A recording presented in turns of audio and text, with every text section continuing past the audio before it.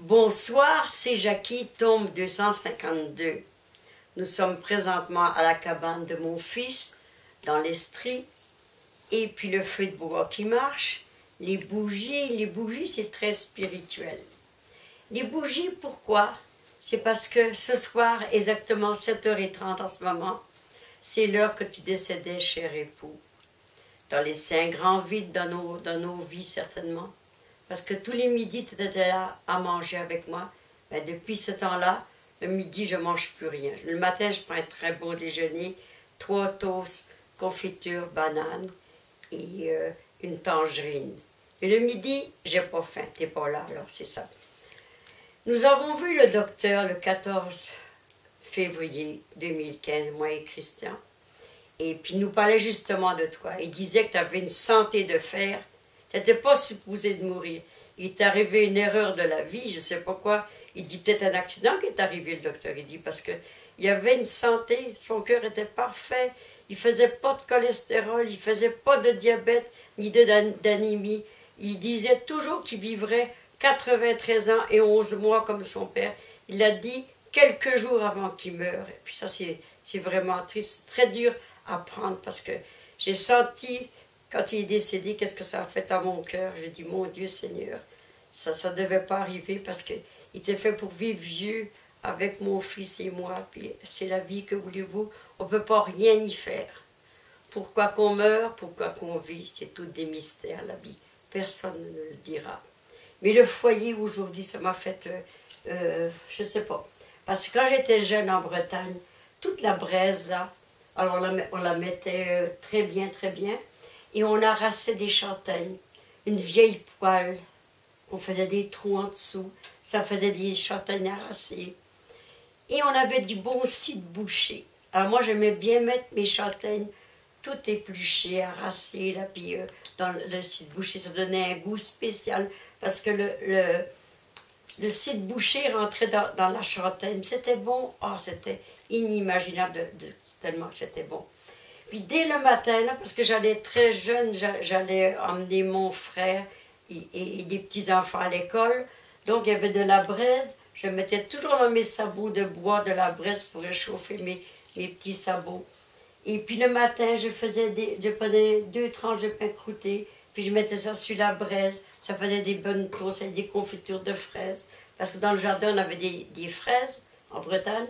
Alors maman faisait des confitures de fraises ou de framboises. Parce que moi, c'est les framboises que j'aime. Mais j'en mangeais des fraises, pareil aussi, il faut pas dire. Mais franchement, le foyer, ça me rappelle la France. Mais la France, c'était un foyer tout en roche. Et puis, il y avait toutes des belles assiettes qui mettaient les grands-mères. C'était beau, c'était beau. Ah, Seigneur. Puis ma grand-mère maternelle, elle avait tout à son mur des photos de mon arrière-grand-mère et de mon arrière-grand-père. Il y avait des chapeaux bretons, et puis c'était beau, c'était beau. C'est des souvenirs inoubliables. Parce que cette grand-mère-là, c'était une grand-mère en or. Jamais un mot plus haut que l'autre. Puis lorsque je leur ai dit que je partais pour le Québec, mon grand-père pleurait, puis disait, je ne te verrai plus jamais. Il avait raison, le pauvre grand-père. Mais que voulez-vous, c'est la vie. On a tout un destin, n'est-ce pas? Tout un destin. Alors, ça m'a fait un grand plaisir de vous parler. Parce que j'aime parler à YouTube, j'aime m'exprimer du mieux que je peux, et puis Red Bull aussi, parce que c'est comme ça. Alors, merci de tout cœur. Puis Raymond, mon cher époux, pense à moi, envoie-nous des bonnes pensées positives pour ton fils qui vit avec moi. La journée est vraiment seule parfois. Mais qu'est-ce que je fais? Je mets la musique et je chante. Et ça passe mon temps. Parce que la musique, ça me redonne le goût de vivre, n'est-ce pas? Alors, au revoir. Merci de votre écoute. Ça m'a fait un très grand plaisir. Te quiero mucho, le Mexique. Viva de la vida. France, pays de mon enfance, Kenavo. Hawaii, aloha.